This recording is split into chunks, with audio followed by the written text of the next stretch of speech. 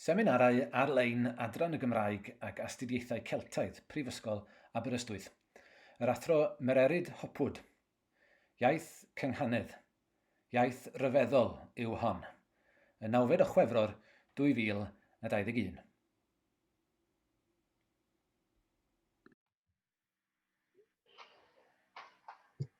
Iawn, wel noswaith dda gyfeillion, croeso i seminar gyntaf cyfres seminarau ymchwil yr Adran Gymraeg ac Astudiaethau Celtaidd Prifysgol Aberystwyth yn 2021. Ac mae'n bleser gen i gyflwyno un siaradraig heno, sef yr Athro Mererid Hopwood, sy'n newydd ymuno â ni. Ni'n falch iawn bod hi wedi cael ei phenodi i'r gader yn yr adran fan hyn. Felly, mae'n siŵr bod y rhan fwyaf o'noch chi yn hen gyfarwydd â Mererid a'i gwaith, felly byddai ddim yn rhestru ei holl gymwysterau a'i holl yr holl bethau mae hi wedi i cyflawni, ond jyst i weid gair sydyn amdani hi, felly mae hi wedi gweithio ar hyd i gyrfa meysydd ieithoedd, llenyddiaeth, addysg a'r celfyddydau. Mae hi wedi ennill y gader, y goron a'r fedal y ryddiaeth yn y Steddfod Genedlaethol, a wedi ennill llyfr y flwyddyn yn y flwyddyn 2016 am i chasgliad o gerddi nes draw. Mae hi hefyd wedi bod yn fardd plant Cymru, wedi cyfieithu dramâu o'r Sbaeneg a'r Almaeneg ar gyfer Theatr Genedlaethol Cymru a bob math o bethau eraill. Ond heno, mae hi'n mynd i ddychwelyd at bwnc mae hi wedi sgrifennu arno yn y gyfrol Y Gynghanedd Heddiw, ddoth mas yn ddiweddar, dan olygyddiaeth Aneirin Caradog ag Eirig Salisbury. Felly, y teitl y seminar heno, sydd ar y sgrin fan hyn, yw Iaith cynghanedd, iaith ryfeddol yw hon. Nawr te, cyn i fi drosglwyddo i Mererid, hoffwn i weid un peth arall cyn i fi angofio. Felly, bydd na amser ar ôl y seminar yma, ar ôl y sgwrs, i chi ofyn cwestiynau. Ond gan bod cymaint onno chi, mae'n gallu bod yn anodd iawn i'r referi i weld pawb. Felly, ga i awgrymu i chi, os ych chi am ofyn cwestiwn, i chi daro nodyn sydyn yn y chat. Felly, a wedyn byddai'n mynd trwy'r negeson yna a gofyn i chi yn eich tro i ofyn cwestiwn. Ac nawr dwi moyn trosglwyddo yr awynau i Mererid. Yna fe, diolch yn fawr iawn i ti, Simon. Ie, iaith cynghanedd, iaith ryfeddol yw hon. A dwi wedi dewis y sleid nesaf yma, os allai symud y sleidiau, dyn nhw'n sownd, dyna ni, am ei fod yn yn hireth yn yn hatgoffa ni o harddwch Aberystwyth, ie, ond hefyd oherwydd a mae yn ystafell y cyngor yn yr hen goleg hwn, yr eginodd y syniadau yr hoffwn ni trafod gyda chi heno. Egino, nid blodeuo. Ac rwy'n cyfaddau ar y dechrau fel hyn, mae syniadau'r ardd feithrin yw yr rhain, a phwy a wyr a fyddant yn goroesi'r storom gyntaf. Dwi'n gobeithio, cofiwch, nad corddi honno yw bwriad heno, ac yn croesi fy mysedd bod y ffenestri bach zoomaidd hyn yn mynd i fod yn rhai caredig fel unrhyw di gwydyr da. Ac egino, nid bwrw gwraidd sylwch drachefn. Bu'r gwreiddyn yno ers blynyddoedd. Felly beth ddigwyddodd yma? Wel, un gwyll, rai blynyddoedd yn ôl, ces i wahoddiad i'r llawr gwaelod, i'r stafell lle roedd ei golau mor flinedig ar bobl oedd ynddi, a'r cais oedd ar i mi gyflwyno'r gynghanedd iddyn nhw, criw o feirdd o'r India. Yn wahanol i'r arfer, wahanol i heno, dweud y wir, doeddwn ni ddim yn bryderus y tro hwnnw, ond doeddwn ni wedi profi meffil anffurfiol ymhlith cymuned Punjabi yng Nghaerdydd, wedi bod yn India, ac wedi clywed ymateb cynnes i gerddi ar lafar, ymateb megis mewn talwrn. Ac o'n i'n siŵr y bydde'r beirdd o bant hyn yn gwerthfawrogi'r rhyfeddod y canu caeth. Roeddwn ni'n barod gyda pherlau gan Dic a Gerallt a'i tebyg ac yn edrych ymlaen at yr eiliad honno o'r datgelu ar esbonio bod y llinellau gystal am fod patrymau cyfateb ym mhob un yn creu cynghanedd. Yn ddibryder ac yn wahanol i'r arfer, wel ie, oherwydd gadewch i mi fod yn onest, dwi wedi profi rhagfarn yn erbyn y gynghanedd, bu rywun syniad unwaith, nad oedd hi'n gydnaws ag awen menyw, rhigaeth, a bu ambell rhyw rai digon gwybodus dwtch yn ddirmygus yn ei tro o'r pwyslais neilltuol sy'n ar fiwsig y llinell yn y traddodiad, ac yn sicr, mae llinellau sy'n canu yn y glist, y galon a'r meddwl yn Gymraeg yn gallu swnio'n wag iawn neu'n or-lawn yn naill begwn fel y llall rywsut o'i trosi i iaith arall. A byddwn ni'n dychwelyd at drosi cyn diwedd heno. Ond, och, o blith cwmni ystafell y cyngor daeth llais. Why? Gofynnais yn ôl yn Beatrice. Yes, atebodd yn goswrth. Why make yourself prisoner to such rules? Gafeilodd hen deimlad diflas o fethiant yn gymysg â dolir ynof. Methiant am fod modynau'n amlwg wedi gwneud cawlach o'r esbonio, dolir am ei fodyntau wedi sarhau peth mor annwyl ac arbennig. Nawr, l'esprit d'escalier yw ymadrodd y Ffrancod am y profiad o wybod yr ateb ar ôl i chi gael drws. Pe byddwn ni ddim wedi cael y fath syndod, byddwn ni wedi gallu dweud fel dwi wedi dweud o'r blaen wrth amddiffyn caethiwed ymddangosiadol cerdd Dafod, mae iaith yw hi. Ac fel pob iaith, mae ganddi i rheolau, a dydy rheolau hi ddim iot yn fwy cymleth na rheolau unrhyw iaith. Yr allwedd yw ei meistroli, ei meistresoli nhw. Rwy'n meddwl yn aml pe ban ni'n codi, pan o'n i'n oedi ar ôl dweud peth mor syml a ddoi aeth Wil i'r parc gyda'i ffrind gorau, oedi i feddwl am ofynion gramadeg y frawddeg, y rheolau, pa adferf, pa ferf, pa amser, pa berson, pa arddodiad, pa genedl, pa ansoddair, pa dreigliad, pa ddill, pa fodd, fyddai'n ymdawelu am weddill ein hoes. Ond nid felly mai. Rydyn ni wedi mewnoli rheolau ein iaith gyntaf ni i'r fath raddau nes credu y gallwn ni gyfleu popeth sydd ar ein meddwl ni drwyddynt, ac wedi i goresgyn i'r fath raddau nes twyllo ein hunain mae ni sy'n ei rheoli nhw. Ac felly hefyd, a cherdd Dafod, ond i de?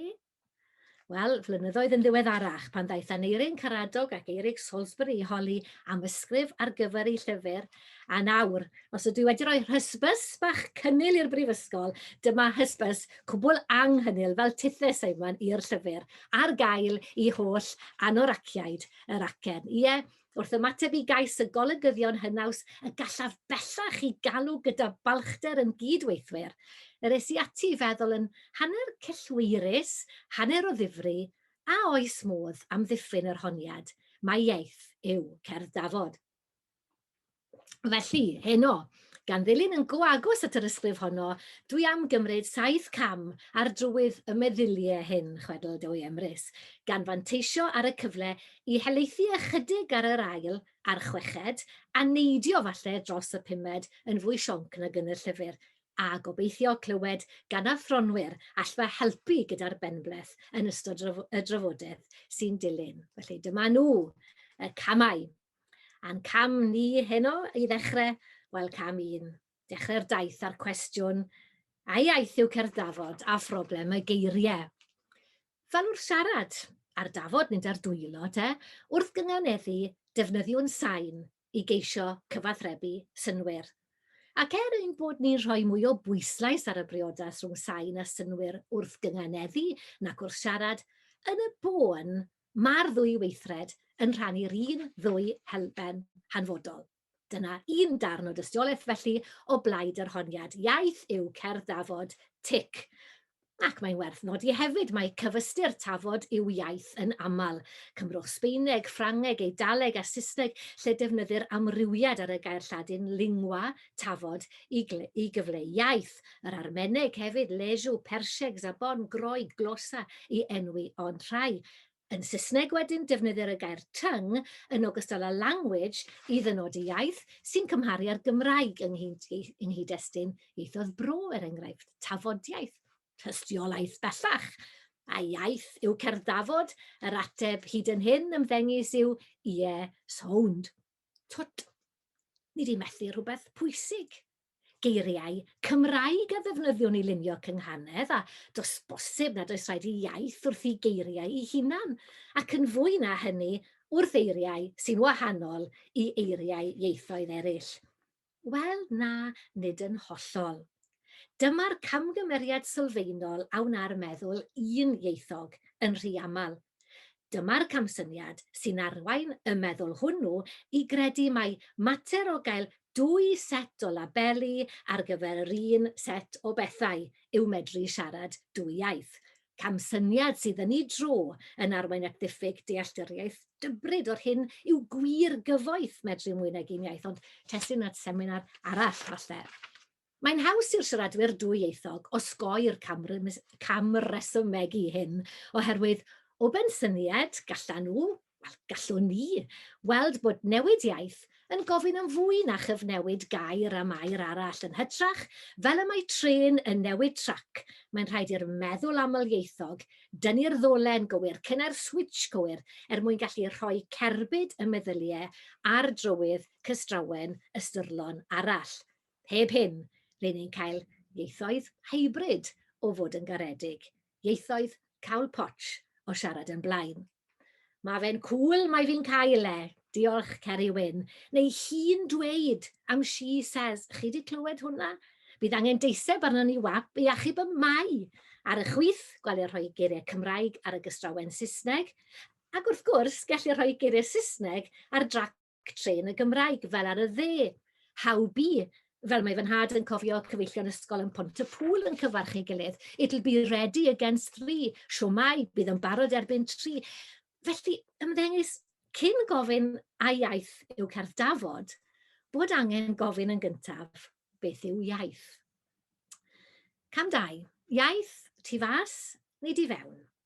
Ar i symlaf, mae'n debyg y gellir diffinio iaith fel system gyfathrebu. Iawn, ond mae diffinio manylach wedi achosi penbleth i feddylwyr mawr yr oesoedd. A llyfr diweddar sy'n olrhain hyn yn effeithiol yw gwaith Charles Taylor, The Language Animal, athronydd disglair o Quebec, a'i ddwyieithrwydd cynhenid yn cyfrif am ei sensitifrwydd i'r maes o bosib. Nawr, yn y llyfr, rhennir athronwyr iaith i ddwy garfan. Ar y naill llaw, ddilynwyr Hobbes, Locke a Condillac, mae Taylor yn ei galw yn yr HLCs, ac ar y llall ddilynwyr Hamann, Herder a Humboldt, yr HHHs, ac mae Heidegger a Wittgenstein a Taylor ei hunan yn y garfan honno gyda llaw. Ym marn Taylor, mae carfan yr HLCs yn gweld iaith fel rhywbeth sy'n debyg i ffram a osodir o gwmpas holl bethau'r byd, lle mae'r cyfan yn bod yn annibynnol ar iaith a lle gwedi'r prif swyddogaeth iaith fel arf i ddisgrifio'r hyn sydd eisoes yn bod. Iddyn nhw, yr hyn a wnaw iaith yw cynnig rheolaeth i ni dros broses sy'n bodoli eisoes wrth iddi ganiatáu ni gategoreiddio ac enwi pethau a syniadau sy'n bod yn barod. Tra bod iaith i'r HHHs yn broses yn ddi i hunan, yn fodd i agor dimensiwn, byd arall falle. Oddi mewn i'r hwn y gallwn ni feddwl neu ddirnad neu ystyried pethau sy'n bod a phethau newydd. Dyma Taylor. Being in the linguistic dimension enables a new kind of awareness of the things which surround us, a more refined sense of human meanings, and more complex gamut of emotions. Dwedais ystyried gyda fach ac mae'n ferf fach addas, credaf, yn cyfateb yn eitha da i'r syniad gwreiddiol herda am besonnenheit, sy'n dod o'r ferf besinnen, lle ceir yn y canol y gair zin, sef y synwyr, y sens, yr ystyr. Reflection yw gair Taylor, drian, rhaid iddo fe sgrifennu i syniadau yn Saesneg. Wel, mewn geiriau eraill, i'r HLCs, mae iaith yn caniatáu i ni ddynodi pethau, ond i'r HHHs, mae iaith yn caniatáu i ni gael gafael yn ystyr pethau, cyfansoddi pethau, y dynodwyr a'r cyfansoddwyr. A dyma geisio cyfleu hyn mewn llun. I'r dynodwyr, mater o lynu labeli wrth bethau'r byd yw siaradwyr. Nhw yw'r bobl o'r tu fas, tu fewn. I'r lleill, mae siarad iaith yn caniatáu ni ddirnad a chyfansoddi'r byd o'r tu fewn, tu fas. Ond mae problem yn y llun hwn. A yw'r siaradwyr y tu fewn i'r iaith, neu ai'r iaith sy'n tu fewn i'r siaradwyr, ac rydyn ni'n ôl gyda Waldo fan hyn. Mae'n dibynnu, ydyn ni'n gweld cnawd ag esgyrn corff fel ffin, neu ydyn ni'n ystyried ein hunain ein hanfod fel cynteddau maith, ond mae rai ohonoch chi heb gael swper ymlaen. Naill ffordd, i'r cyfansoddwyr, mae'r ddau beth yn fewnol a natod, yr iaith a'r siaradwr. Ac i'r rhain, creu'r o'r tu fewn, tu fas, mae cefndir neu ddyfnder yn rhan anatod o iaith. Nid felly yr dynodwyr wrth gwrs oherwydd cyfres o labeli arwynebol ydw iddyn nhw. Ac fe oedwn ni fan hyn gyda'r busnes cefndir yma a dyfnder. Nawr, delwedd enwog gan Humboldt allan helpu ni i ddeall y mater hwn yw'r un lle mae'n gweld iaith fel gwe. Allwn ni ond deall gair yn iawn wrth estyn mas o'r gair y tu hwnt iddo i'r we o eiriau sydd o'i gwmpas. Delwedd arall ganddo yw'r un lle mae'n cymharu yngan gair fel cyffwrdd nodyn ar offeryn cerdd, lle mae'r nodyn yn dirgrynu ac atseinio drwy'r offeryn cyfan. Yn gryno, does dim y fath beth a gair fflat. Mae heinen ar ôl heinen ar ôl heinen yn llechu ym mhob un. Words after speech reach into the silence, meddai T.S. Eliot, ac i T.H. Parry Williams, i'r distawrwydd hwnnw, fel o'n i'n trafod gyda'r myfyrwyr ddoe ddiwetha, yno ond odyd, yr a pob ochenaid, pob rheg, pob cryndod, mae mas yn rwle. Ac yn unig dathlu canmlwyddiant Raymond Williams lenni, mae rhywsut yn briodol meddwl am ddyfnder geiriau. I ni'n cofio am ei syniadaeth am y geiriau allweddol, y keywords. Dydy coch ddim cweit rhywun peth ar red, pe bai ond am y ddraig. Dydy mountain, fydd, ddim cweit rhywun peth am mynydd. Ond byd a fo a hynny. Des i ar ddwy ddelwedd hon at ei gilydd oherwydd y lliw falle'n anna dim, y llyfr trwchus gobeithio yn awgrymu heinau sydd o dan bob gair, hanes gair, ond y llall, y blwp, y signal sain godwyd o ddyfnderoedd y môr, dyfnder, yn galw ar ddyfnder. Nawr, hyd y gwela fi, mae'r cefndir hwn yn rhywbeth go debyg i gyd-destun, neu hyd yn oed ddiwylliant. Ac o ran yn cwestiwn ni, gwelwn fod modd cymhathu cerdd dafod i'r diffiniad hwn o iaith yn weddol uniongyrchol. Iaith fel byd oddi mewn i'r hwn mae'r siaradwyr yn gweithio i gael gafael mewn ystyr. Oherwydd onid rhan anatod o ganganeddu yw ceisio'r ystyr, ac wrth wneud hynny, onid oes rhaid gwrando ar y geiriau'n adleisio yn erbyn ei gilydd, nid yn unig o ran dyfnder y sain, o ran dyfnder, ond o ran dyfnder i cyd-destun hefyd. P'un ymwybodol a'i peidio, mae'n amhosib i gynganeddwyr lled brofiadol ddweud fan hyn, heb glywed rhywle yn ogof y cof y geiriau fi nos, neu glywed ein lluniaeth dweder heb glywed atsain, eco a'n llawenydd, ac yn y blaen. Felly, fel geiriau iaith yn ôl un ddamcaniaeth o leia, mae gan eiriau cerddafod gefndiroedd dyfrinion. A'r diffyg dyfnder hwn, mae'n debyg, sydd wedi golygu bod Esperanto yn parhau'n iaith artiffisial, trafoder. Nawr te, cam 3, ffiniau iaith. Mae'r ddadl hon am y cefndir, y dyfnder, a'r dirgrynu neu'r atseinio sy'n digwydd drwyddo, yn awgrymu ymhellach felly bod y gofod mae iaith yn ei greu, y byd falle, falle dyna fydde'r ffordd orau i alw fe, yn un 4D. 4 dimensiwn gyda hyd a lled a dyfnder ac amser, cof y gair os mynnwch chi. Fan hyn, bydd siaradwyr yn prosesu profiadau a dirnad ystyron yn ogystal â'r hoi mynegiant iddynt. A mae syniad yr eithegydd Denis Bouchard yn ychwanegu rhywbeth fan hyn, dwi'n credu, cynedion arall gyda llaw. Mae ynten gweld iaith fel un o gyneddfau off-line y ddynol ryw. Yn hyn o beth, mae'n debyg i gyneddf y cof a'r dychymyg, cyneddfau sy'n caniatáu i ni fodoli mewn man sydd y tu hwnt i'r nawr a'r now in a minute. Dyw e ddim o fewn cyrraedd ein dwylo ni, y tu allan i ni megis, oherwydd y mai y tu mewn i ni. Styriwch chi, mae rhywun yn gweld camel ac mae'r camel yn dod i'r ymwybod. Ond yn yr un modd, gall rhywun ddweud y gair camel. Camel, heb fod yr un camel ar gyfer y lle, ac eto mae'r camel yn dod i'r ymwybod. Iaith fel y cof, yr adlewych, a'r dychymyg, y blaen lewych, diolch eto TH, yn galw'r absennol i fod. Y tri hyn, cof, dychymyg, iaith, yn caniatáu ni fodoli mewn byd mewnol rywsut. A tybed dyma pam mae beirdd wedi treulio cymaint o amser yn yr ynof. Chi'n cofio Emyr Lewis yn diflasu ar yr holl bi-ynofs yn sgwennu bi-ynof unwaith banas. Ond y mae mwy wedi dod mas.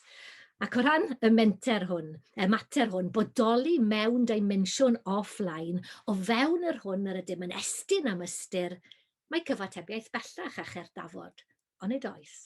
Fel y gwir unrhyw rai sydd wedi ceisio cynghaneddu mewn man cyhoeddus, ac sydd felly heb os wedi cael y profiad o rywun yn dod i'w cyfarch ac yn yr eiliad honno yn sylweddoli i bod nhw wedi bod am ysbaid hir fer pwy a wyr mewn rhyw ddimensiwn arall, rhyw zone o ystyron sydd mor ddwfwn y tu mewn iddyn nhw nes i fod yn ymddangos yn lle pell i ffwrdd ac i ni nôl gyda'r blychau.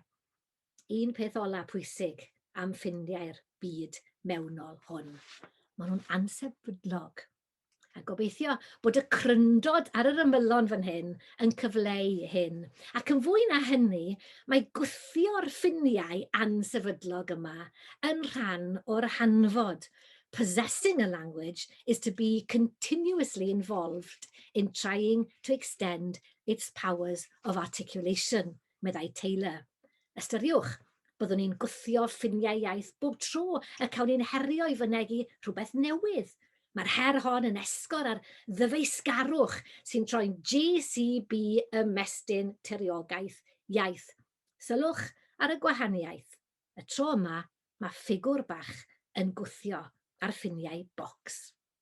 Nawr, i ni gyd yn gyfarwydd rwy'n siŵr ag un agwedd amlwg ar yr ymbalfalu hwn ar ffiniau iaith, sef y profiad y gawn ni wrth fynd ati i ddysgu iaith newydd.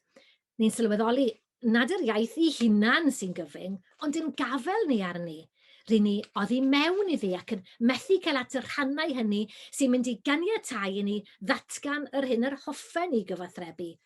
Rydyn ni eisoes yn gwybod ac yn adnabod y llwybrau sy'n arwen o'r tu fewn, tu fas yn ein mamiaeth efallai, ond anine yng nghanol yr iaith ynghyfarwydd i ni ar goll. Mae dyfeisgarwch y gwthio ffiniau ar waith ydy, ond yn y sefyllfa hon, mae'n seiliedig ar yr ymdrech i gael menthu geiriau ac ymadroddion sydd eisoes yn bod, i gael at y llwybrau sydd eisoes yn bod, darllen map rhywun arall yw'r her gan yr amgylchiadau hynny. Ond, rydyn ni'n fwy cyfarwydd fyth ag agwedd arall ar ddyfeisgarwch y gwthio ffiniau ieithyddol yma, sef y profiad y gawn ni wrth chwilio am fynegiant gwell mwy cymwys yn yr iaith yr ydym eisoes yn ei siarad yn rhugl. Nid mater o fenthyg ymadroddion sy'n bod yn barod ydyw hyn, ond creu rhai o'r newydd. Nid mater o ddilyn llwybrau sy'n bod yn barod ond torri rhai newydd. Nid mater o ddarllen map, ond llunio map newydd. A phryd mae hyn yn digwydd. Nawr te, y William Owen Pews a'r bathwyr geiriau, ond hefyd ni bobl gyffredin, heb yr eirfa wyddonol dywedir, ddim yn gwybod rhywbeth megis lenticular cloud neu gwmwl de amgrwm, ac yn dweud bod y mynydd yn gwisgo ei gap. Ac ar yr adegau hyn, dyna wthio ffiniau'r iaith bersonol, ond hefyd iaith y garfan gyfan o siaradwyr, yr iaith ei hunan felly. Tybed, a ellid cymhwyso'r elfennau hyn i gerddafod, os rhywbeth fan hyn sy'n canu clwch ym mhrofiad y cynganeddwyr. Rwy'n mentro bod.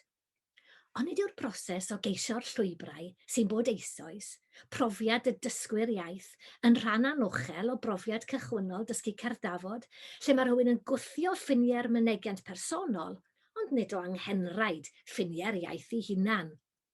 Yr hen drawiadau yn aml, ambell waith y trawiadau newydd.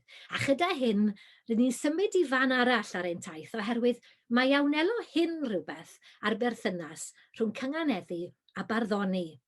A chyn mynd i'r afel ar berthynas honno, rhaid oed i'n gyntaf i ystyried y berthynas rhwng barddoni ac iaith. Nawr, mae amryw wedi sôn am y tebygrwydd rhwng y profiad o ddysgu iaith a'r profiad o ddysgu barddoni. Ac yn ei erthygl Poetry as a Foreign Language, mae Christopher Kellen yn gosod y tebygrwydd hwn yn union ar y ffiniau mynegiant. Dywed, mae'r hyn sy'n gyffredin rhwng dysgwyr iaith a dysgwyr barddoni yw i bod i gyd yn brentisiaid, crefft, creu a chyfathrebu ystyron. Ac wrth ddysgu'r ddwy grefft, siarad iaith, barddoni, mae'r dysgwyr yn gwthio'r ffiniau, mwyn darganfod beth sy'n bosib iddyn nhw i fynegu. Dyna'r tebygrwydd. Y gwahaniaeth hanfodol rhwng y ddau grŵp meddai yw na fydd y bardd fyth yn graddio o gyflwr y prentis. Digon teg. Ond nid felly'r cynganeddwr efe. Mae'r llwybr o brentisiaeth i feistrolaeth wedi i hen fesur i'r cerdd dafodwyr. Meddyliwch, mae meistroliaeth iaith wedi fynegu ar gontinuwm megis hwn fan hyn, y Common European Framework Reference, o A1 i EC2, lle mae A1 yn nodi'r dechreuwyr prin i geiriau, ac EC2 yn nodi'r siaradwyr cwbl rhugl a chroiw. Ac mae'r camau o'r disgybl esbas heb radd lan i'r pencerdd yn gwneud rhywbeth digon tebyg. Ac yn y cyfateb tot hwn felly, oni ceir mwy o dystiolaeth, fydd mae iaith yw cynghanedd, ond mae darn arall o dystiolaeth ymhlug yn hyn, un sy'n profi pwynt gwahanol. Os yw Celen ar y naill llaw yn gywir nad yw'r bardd fyth yn graddio o gyflwr y prentis, ac ar y llaw arall os yw honni bod y prentis gynganeddwr yn gallu cyrraedd penceirthdod, fel y mae modd i'r prentis siaradwr iaith gyrraedd rhugylder, yna yr awgrym fan hyn hefyd yw nad yw cynghanedd o anghenraid yn farddoniaeth. Nid mod i'n awgrymu mewn difri bod posib cyrraedd penceirthdod heb fod yn adnabod yr awen, ond mae rhaid i ni dderbyn nad yw cynganeddu ynddo'i hunan yn gyfystyr â barddoni siawns, a na fi mas o'r orsedd ar fy mhen. Ond ystyriwch hyn. Bod barddoniaeth yn fynegiant ieithyddol, nid yw pob mynegiant bod pob barddoniaeth yn fynegiant ieithyddol, nid yw pob mynegiant ieithyddol yn farddoniaeth.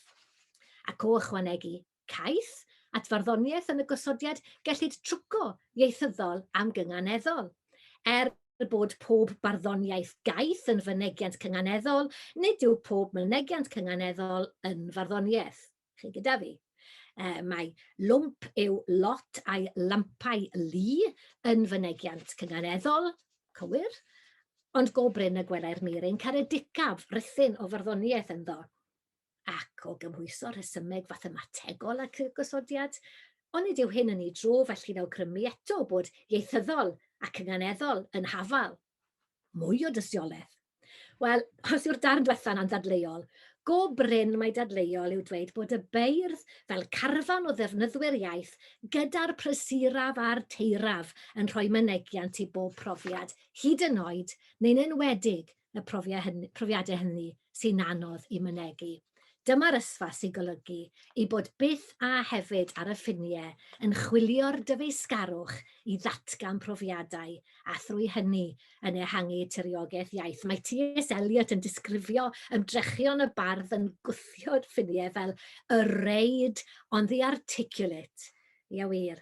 A dyma pam mae Paul Valery wrth honni bod barddoniaeth yn iaith o fewn iaith yn dweud mae priod waith y bardd yw cysegru ac ymroi ei hun mwyn diffinio a'i llunio, a dywed mae'r arf sydd gan y bardd a gais wthio'r ffiniau hyn yw'r gallu i ddelweddu.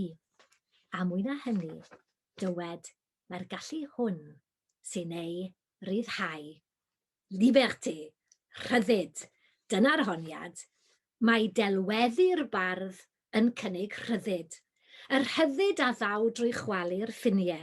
Rydyn ni'n ôl gyda'r cwmwl fel capan. Mae ffiniau iaith, y ffiniau oedd yn cael thiwo ac yn atal mynegiant i'r profiad yn cael ei chwalu gan bosibiliadau creu barddoniaeth. Mae'r ysfa a'r angen sy'n gyrru'r beirdd i chwilio am fynegiant yn ei gwthio heibio'r ffiniau a mas i'r ehangder mawr, ac ond dyma un o'r profiadau mwyaf gwefreiddiol sy'n dod i ran ymarferwyr cerdd dafod. Bron i fi wedi siaradwyr cerdd dafod. Dyma brofiad yr hen wireb o chwilio am air a chael mwy. Y fantais fawr sydd gan y beirdd cynghaneddol yw fod y broses o wrando mor astyd ar sain y gair yn prysuro'r siwrnau at delwedd wreiddiol, dwi'n meddwl. Mae'n ei harwen at gyplysu geiriau nad ydynt fel arfer yn dod at ei gilydd, ac mae hynny, bron o raid, yn esgor ar ddelweddau newydd sydd yn ei tro yn hwyluso'r dasg o ennill modfedd, milltiroedd yn achos y goreion, ar ymylon y diriogaeth ieithyddol. Ein rhyddhau ni o gaethiwed iaith awn ar gynghanedd felly, gan ei bod yn caniatáu i ni ar gydio ffiniau iaith a hynny a holl rym traddodiad yr oesoedd y tu ôl i ni. Prisoners, wir. Dimensiwn byd sy'n tyfu'n dragwyddol i'w cerdd dafod. Deall hynny yw'r allwedd i ryddid. Y deall sy'n creu'r adenydd o'r cadwyni. Ac wedi methu deall hynny oedd problem rhywun fel Gerard Manley Hopkins, fel yr ymlyga Bobby Jones. Bodlonodd ef, Hopkins, ar ei chael y gynghanedd yn effaith achlysurol. Heb ddeall, mae byd oedd. Nid addurn yw cynghanedd, mwy na geiriau ydyw iaith. Ac yn dilyn hyn, dywed Bobby Jones, am y byd hwn, mae'n ymddangos weithiau yn fyd go anghyreuddadwy i genhedloedd eraill. Ac mae hyn yn cynnig pont i ni at adran olaf y sgwrs, sef mater cerdd dafod yng nghyd-destun i throsglwyddo i ddiwylliannau eraill. Hynny yw, iaith cerdd dafod a chyfieithu, ond cyn croesi'r adran olaf. A nynne wedi cyrraedd gwaith Bobby Jones, mae rhaid oedi eiliad yn ei gwmni, wedi'r cyfan, ganddo yntau y benthycwyd teitl y sgwrs. Dim rhyfedd felly bod modd canfod ganddo dystiolaeth bellach o blaid ein honiad. Mae iaith yw cynghanedd ac un rhyfeddol gyda hynny. Un cam yw hwn sy'n mynd i fod yn fwy o hop a naid, achos y cyfan hoffwn i ddweud heno yw tynnu sylw at y ffaith mae'r un dadleuon sy'n gan Bobby Jones yn ei lyfr Meddwl y Gynghanedd a Dysgu Cyfansawdd. Dysgu Cyfansawdd, llyfr am addysgeg iaith. Yn Dysgu Cyfansawdd, dan ddylanwad yr ieithegydd o ffilolegydd o Ffrancwr Gustaf Guillaume, ceir ymaflyd ar ddymcaniaeth fod dwy wedd sylfaenol ar iaith, sef y tafod a'r mynegiant, a bod y ddwy wedd hon yn gwbl wahanol i'w gilydd ac eto'n gwbl gysylltiedig. Yn y bon a dwi'n symleiddio, tafod yw'r peiriant, y gramadeg, a mynegiant yw beth sy'n dod mas. Ond o'r holl bethau difyr yn y gwaith i ni heno, yr hyn sy'n ddiddorol yw fod ei bortread o iaith a'i bortread o gynghanedd, air am air yr un peth, sef mae cyfundrefn o gyfundrefnau ydynt. mentraf symleiddio ymhellach drwy esbonio os yng nghyd-destun iaith arferol y tafod yw'r gramadeg a mynegiant yw'r dweud, yna yng nghyd-destun iaith cerdd dafod, y tafod yw'r rheolau, a'r mynegiant yw'r farddoniaeth, a rwy'n brysio nawr, mae'r llinell derfyn o fewn golwg. Cam 6, cyfieithu. Ie, dyma ddynrestu at ben ein taith, a chyrraedd y man lle mae angen ystyried problem cyfieithu cynghanedd. Mae peth wmbredd o bontificeiddio wedi bod ar berthynas barddoniaeth a chyfieithu, gyda diffiniad Robert Frost o'r hyn yw barddoniaeth yn gondemniad cyn cychwyn. Poetry is that which gets lost out of both prose and verse in translation, meddai. Wel, wrth reswm, mae'n bosib cyfieithu barddoniaeth. Ond pryn y byddai'r cyfieithwyr mwyaf llwyddiannus yn gwadu nad yw'n dasg anodd ac yn un sy'n dibynnu drwm ar gyfaddawd. Mae'r ferf am weithred hon mewn nifer o ieithoedd yn golygu'n llythrenol cario o un lan i lan arall, fel sydd yn trosi efallai nad gyfieithu. Ac waith pa mor gul yw'r darn dŵr rhwng y glannau, mae bron yn amosib peidio o gollwng rhyw fymryn bach o gargo cerddi ar y daith. Ond wedyn, ar ben heriau arferol cyfieithu cerddi rhydd, mae cyfieithu cerddi caeth yn gosod rhai ychwanegol. Un rheswm am yr anhawster yw'r modd y dibynna barddoniaeth gaeth gymaint ar berthynas gerddorol y geiriau i gilydd, hynny yw ar y gynghanedd. Ond os ydyn ni'n derbyn bod cerdd dafod yn iaith, cawn reswm arall. Oherwydd, nid yw neb yn ceisio trosi iaith gyfan, dim ond darnau ohoni talpiau weithiau, ond nid yr iaith i gyd. Hyd yn oed pe cyfieithyd holl gorpws llenyddol iaith, ni chyfieithyd yr holl iaith. Eris y tu hwnt i afael y cyfieithydd deithi meddwl yr iaith a'i chyd-destun fel holl bosibiliadau newydd a thragwyddol i mynegiant, a dyma pam fod cyfieithu cerdd dafod yn amhosib. Effallai'n wir bod modd cyfieithu ambell linell, ambell englyn cyfan hyd yn oed. Ond fel gydag iaith arferol, eris y gyfundrefn yn ei chyfanrwydd yn anghyfieithiadwy. A'i rhywbeth i alaru drosto'r diffyg hwn? Na, rhywbeth i'w ddathlu creda fi, wedi'r cyfan nid gweithred niwtral i'w cyfieithu, fel yr esbonia rhywun fel Young yn ei lyfr ar olwadychiaeth. Os yw'n ymddangos fel gweithred gyfartal ac fel mater braf o gyfathrebu rhyng ddiwylliannol, buan y gwelir bod pob math o rymoedd ar waith ynddo. Ym mhob achos, mae rhywbeth neu rywun yn cael ei symud i drosi, a thrwy hynny o raid yn newid o fod yn oddrych i fod yn wrthrych. Mae'r trosi yn digwydd i'r iaith, nid yw'r iaith yn trosi hunan. Ac fel gyda chymdeithas a hyd yn oed genedl, mae hi ar archiaeth yn gallu cael ei orfodi ar iaith, y gwreiddiol, a'r un y trosir y gwreiddiol iddi. Eto, nid yw iaith yn oddefol i gyd. Ar yr adegau hynny, pan fo madrodd yn creu anhawster mawr i'r cyfieithydd, mae fel pe byddai'r iaith yn weithredol wrthod caniatau i'w hunan gael ei throsi.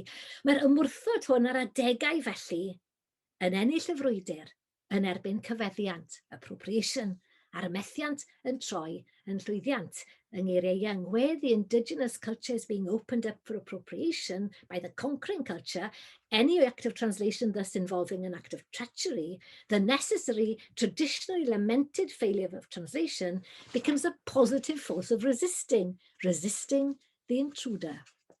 Gan fod cerdd dafod yn iaith na sgellir mwy chyfieithu felly, waith faint o nodweddion rhyw ddiwylliant ara sy'n cael ei trosi i Gymru ac yn wir i'r iaith Gymraeg, tra peri'r gynghanedd, ni bydd copio'r holl nodweddion newydd ynghyd yn gallu dileu'n llwyr y peth hwn sy'n gynhenid unigryw amdani. Wel, wedi cyrraedd pen yn taith gwell cymryd stoc. Gellir gweld y gynghanedd yn iaith gan ei bod hi'n cyfathrebu ystyr drwy sain. Gwelir hefyd ei bod hi'n iaith gan ei bod hi'n creu dimensiwn sydd yn fyd mewnol oddi mewn i'r hwn y cawnafael ar ystyron. Nis gwelir yn ddis unigryw o eiriau, ond yn y modd yr adeiladodd we o ystyron i'r geiriau ddefnyddir ganddi, a hynny ar hyd y canrifoedd, mae gan ei geiriau gefndiroedd a chynodiadau unigryw oddi fewn i'w byd. Ac fel gydag iaith, gwelir ei bod hi'n caniatáu i'w siaradwyr mwyaf rhugl chwalu ffiniau ddiogaeth wrth iddynt ei defnyddio'n ddyfeisgar. Gwelid hefyd nad oes terfyn ar bosibilrwydd y chwalu hwn, ac at ein holl, gan a ellir mae throsi'n llwyr i iaith arall, gwelir bod iaith Cerddafod yn cynnig ffordd uniongyrchol o sicrhau nad oes modd coloneiddio'n llwyr siaradwyr y Gymraeg boed nhw'n gynganeddwyr eu peidio. Yn hyn, mae'n iaith gwbl anorchfygol. Wel, o edrych ar yr olygfa ryfeddol hon, anodd peidio theimlodd dyletswydd a deheuaid glei i rannu Cerddafod a chymaint o bobl a phosib. Wrth nodi diffiniad y gynghanedd yng ngwyddianadur Princeton fel the most sophisticating system of sound patterning practiced in any poetry in the world, mae Bobby Jones yn dweud, gellid meddwl y buasau cyflwyniad dwys sydd yn gwbl gynhenid orfodol a chonolog yng nghwricwlwm addysg y wlad hon, nid yn unig ym mhob ysgol gynradd ac uwchradd Gymraeg, ond ym mhob ysgol uwchradd Eingl Gymreig yn ein gwlad hefyd. Ond ni chawson odyd ddim byd ar y raddfa yna, ac mae sawl un ohonom cyn heddiw wedi gofyn pam bod plantos Cymru'n cael dysgu am ffurf Siapaneag ar haiku, ond heb un llyfeleth o beth yw englyn. Ac rydyn ni'n cofio nôl at eiriau dilornus DJ Williams a ddisgrifio ddeddf addysg 1870 un a wadau wersi Cymraeg i'r Cymru fel peiriant mwrdro cenedl. Gyda llaw, os ych chi'n googlo am lun o DJ Williams, yr opsiwn cyntaf sy'n dod yw bachgen cydnerth sy'n chwarae linebacker i'r Denver Broncos. Ond fe orffennwn ni, gyda chyst posibiliadau Cymru gan Ozzy Rhys Osmond. Cyst sy'n disgwyl cael ei hagor. A ninnau ar drothwy cwricwlwm newydd, un sydd wedi wreiddio yn lleol a'i ganghennau'n ymestyn yn genedlaethol a rhyngwladol, awn ati i gynnig arweiniad i athrawon Cymru sydd eu hunain yn aml wedi colli'r cyfle i ddod yn gyfarwydd ar gynghanedd, i ffeindio ffurf ddychmygus o ddenu disgyblion at iaith ryfeddol, posibiliadau tragwyddol a'r hyddid Cerddafod. Diolch am wrando. Wps. Wel, diolch yn fawr iawn, Mererid, am y sgwrs hynod o ddifyr fanna. Mae'n siŵr bydd yna gwestiynau. Mae gyda ni digon o amser, mae'n debyg rhyw chwarter awr. Felly, os yna rhywun sydd eisiau gofyn cwestiwn neu wneud sylw, dwi'n mynd i drio cadw golwg arnoch chi gyd, ond mae eitha lot arnoch chi. Felly, y ffordd sicra o gael yn sylw yw i deipio rhywbeth yn y chat. Dim rhaid teipio cwestiwn gyfan, jyst rhywbeth i ddangos bod chi am ofyn cwestiwn. Dyna fydde orau wy'n credu.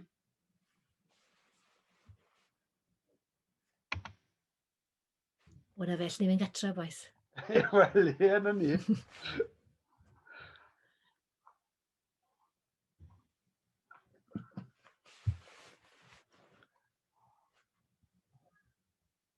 Does neb yn awyddus i ofyn cwestiwn i ti, Mererid? Wel, Gymraeg hwnna fel arwydd gwael. Na ni. O na, mae Aneirin Caradog yn dweud bod ganddo fe gwestiwn. Diolch am hwnna, Mererid arbennig, ac diolch am gyfrannu at y gyfrol.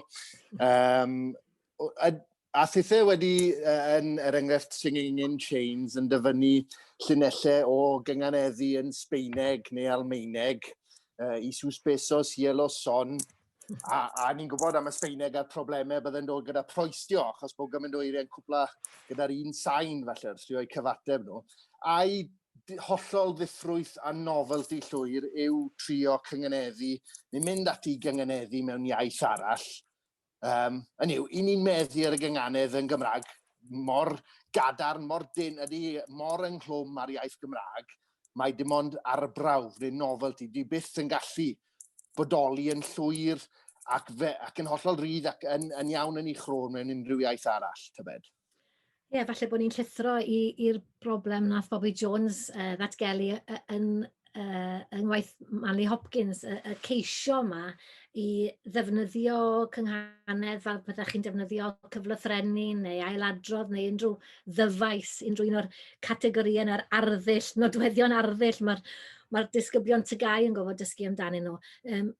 Beth sy'n ar goll wrth gwrs yw'r canrifoedd o ymarfer y grefft a siŵr gallech chi ddechrau, ond mae'n mynd i gymryd sbel.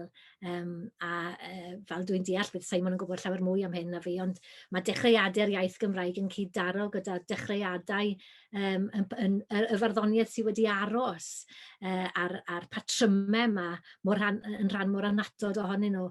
Mae'r ffordd i ni mynegu'n brawddegau, yn rhythmau anadlu ni, mae gymaint o bethau ynghlwm ar peth.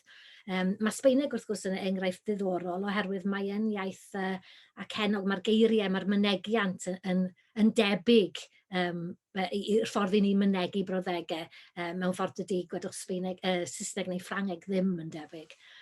Ond ie, mae ddim eisiau atal neu rhag wneud, ond dwi'n meddwl mae cam ddeall ydy mynd ati i ddiystyru y dyfnder yma sydd gyda ni yn ein traddodiad ni. Mae Emyr yn dweud beth am ddefnyddio y gynghanedd mewn ieithoedd eraill, wel, chi newydd sôn am hynny i raddau. Wedyn mae Greta Evans fan hyn yn dweud bod ganddi hi gwestiwn. Helo, diolch am gyflwyno, diolch am siarad. Fi wedi ffeindio fe'n rili ddiddorol. Un peth o'ch chi wedi sôn amdan oedd am iaith fel rhan o'n byd yn cwmpas ni, a fi eisiau gofyn i chi, ydych chi'n meddwl bod y gynghanedd wedi cael ei ddarganfod fel rhywbeth o patrymau sy'n barod yn bodoli fel natur, neu ydy yn rhywbeth sydd wedi cael ei ddyfeisio? Greta, mae hwnna'n gwestiwn da. Bydd rhaid fi gyfeirio ti at meddwl y gynghanedd gan yr Athro Bobby Jones, oherwydd mae e'n gwneud pwynt diddorol fyna yn gweud mae wrth gwrs i datgelu hi mae'r rheolau yma wedi wneud yn yr un modd a mae gramadegwr wedi datgelu rheolau iaith sy'n pwyllgor wedi bod yn eistedd lawr a gweud reit.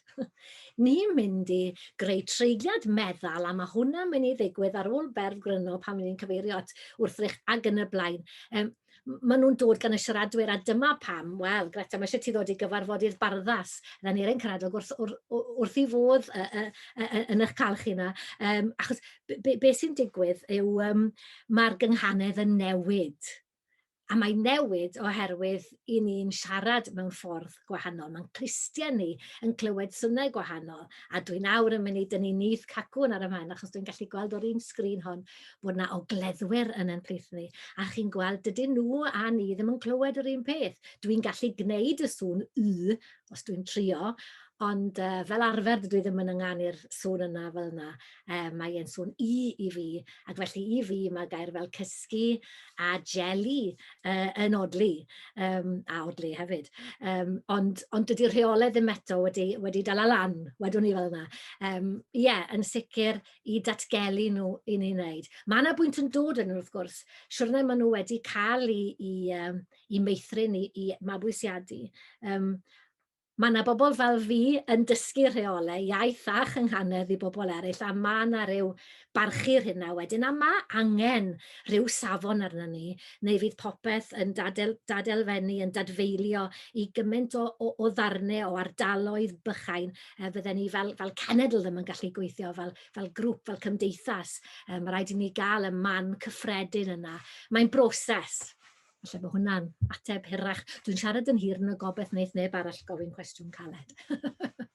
Diolch am y cwestiwn. Oedd hwnna'n ateb? Ydy, diolch. Diolch, yn rili ddiddorol. Fi'n gwneud ymchwil amdano ar gyfer project bac fi ar y foment, so... Greta.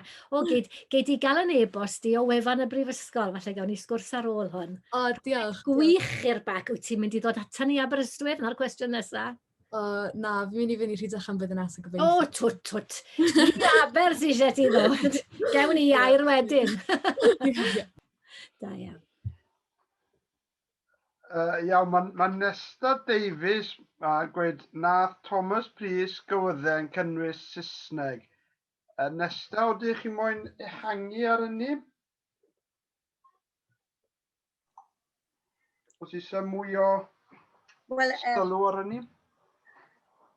oedd o'n dod o Ddyffryn Conwy, lle dwi yn reiddiol, Plas Iolyn a mi aso i'r môr, ond mae rhaid oedd wedi cael addysg. Mae wedi sgrifennu cywyddau yn sôn am hwylio, sydd yn dweud am bethau yn ei fyd o ar y môr. Ac eto, mae wedi defnyddio o ddwy iaith ynda. Dwi'n gwybod, ydy hwnna yn rhywbeth anodd i wneud, neu oherwydd i fagwraeth o, a wedyn i fywoliaeth o, bod o wedi defnyddio i wybodaeth o'r cyweddau i ffurfio a defnyddio yr Saesneg yn rhwydd fel ta, ynda.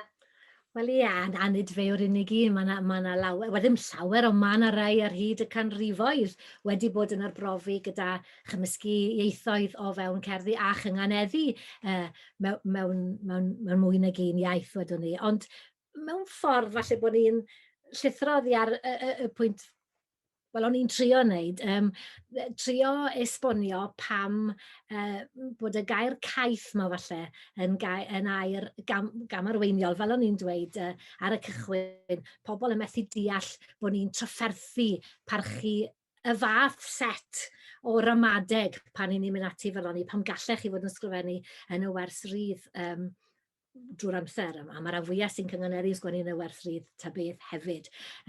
Ond y pwynt o'n i wedyn eisiau goleuo nhw, atgoffa nhw, oedd pa mor gyfyng, os ydych chi eisiau meddwl fel yna, yw gramadeg iaith, a mater o ddod i drefen ar ramadeg, mater o'i fenoli, mater o gael gafel yn y peth, ydy'r allwedd. Achos siwrne mae hwnna gyda chi, wedyn i chi yn gallu mynd ati i fynegu popeth popeth hoffech i ddweud. Wel, o'n i bai bod chi, wrth gwrs, fel T.S. Eliot yn cael y profiad annifyr hwnna o fod drwy'r amser yn gorfod dechrau o'r dechrau. Pob tro chi'n sgwennu cerdd, mae'n dechrau o'r dechrau, mae'n ail afel yn gwthio ar ffiniau yr articulate, yr hyn sy'n bosib i chi i ddweud.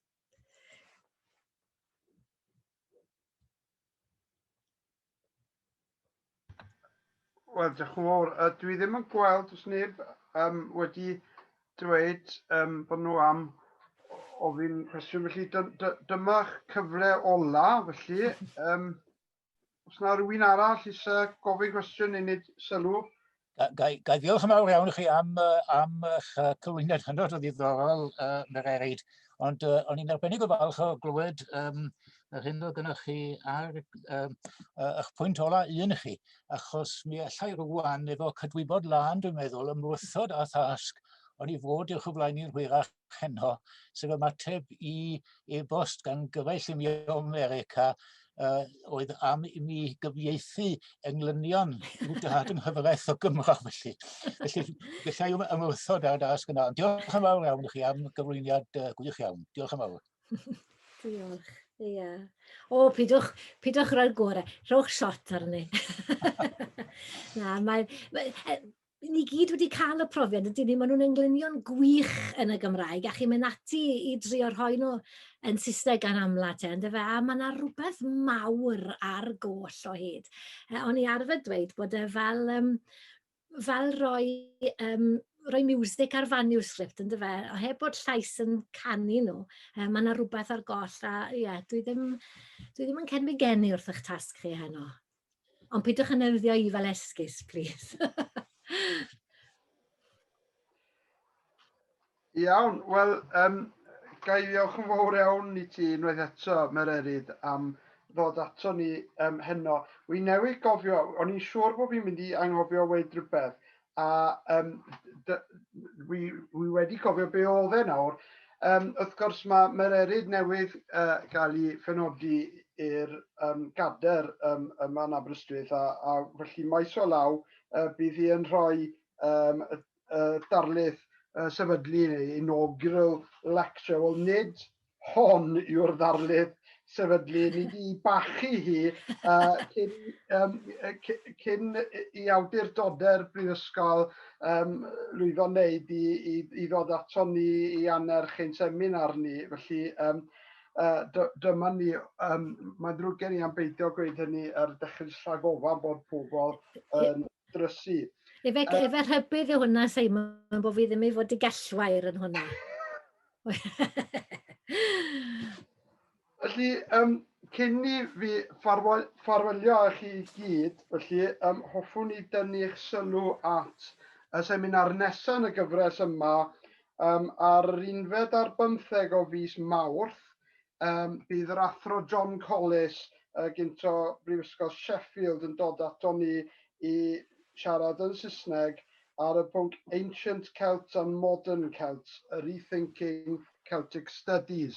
Felly, gobeithio byddwch chi gyd yn dod yn ôl ato ni i rando arno fe. A wedyn, mis Ebrill, y 7th ar 20 o fis Ebrill, bydd Grig Muse yn dod ato ni i sôn am gerddi taith T.H. Parry Williams.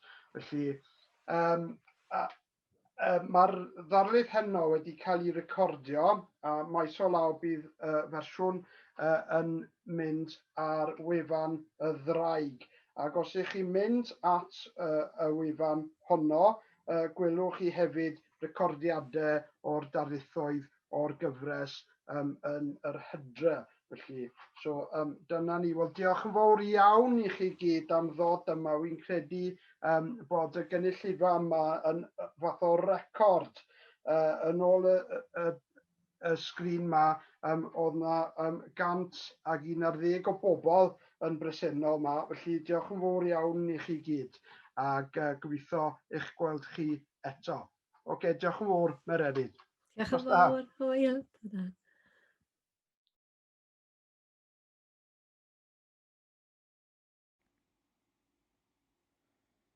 Mae recordiad o'r seminar hon ar gyfri YouTube yr Adran a hefyd ar wefan www.ydraig.cymru/seminarau. Os ydych chi eisiau cysylltu gyda'r Adran, anfonwch neges at cymraeg@aber.ac.uk neu at celtic@aber.ac.uk. Mae cyfrifon gyda ni hefyd ar Twitter a Facebook.